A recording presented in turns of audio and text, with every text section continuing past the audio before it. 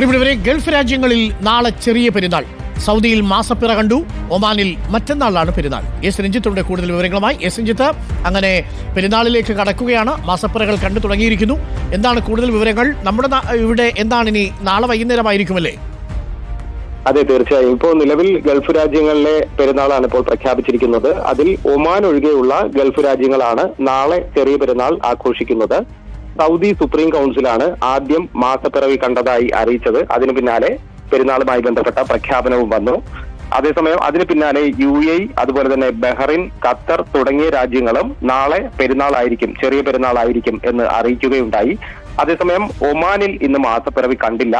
മാസപ്പിറവി കാണാത്ത പശ്ചാത്തലത്തിൽ റമദാൻ 30 പൂർത്തിയാക്കി തിങ്കളാഴ്ചയായിരിക്കും ഒമാനിൽ ചെറിയ പെരുന്നാൾ ആഘോഷിക്കുക.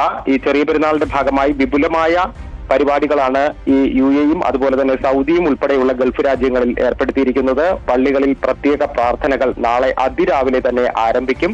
ഇതിനു വേണ്ടിയുള്ള പ്രത്യേക ക്രമീകരണങ്ങളൊക്കെ ഇതിനകം തന്നെ പൂർത്തിയായിട്ടുണ്ട്. ഒപ്പം തന്നെ ഈ പള്ളികൾക്ക് പുറമെ വിവിധ മൈതാനങ്ങളിലും പ്രത്യേക പ്രാർത്ഥനകൾക്കുള്ള ക്രമീകരണങ്ങൾ ഏർപ്പെടുത്തിയിട്ടുണ്ട്. ഇതിനു പുറമെ ഈ വിവിധ രാജ്യങ്ങളിൽ UAE, സൗദി, ബഹ്റിൻ, ഖത്തർ ഉൾപ്പെടെയുള്ള വിവിധ രാജ്യങ്ങളിൽ മലയാളി കൂട്ടായ്മകളുടെ നേതൃത്വത്തിലും വിപുലമായ ചെറിയ പെരുന്നാൾ ആഘോഷങ്ങൾ സംഘടിപ്പിക്കുകയും ചെയ്യും.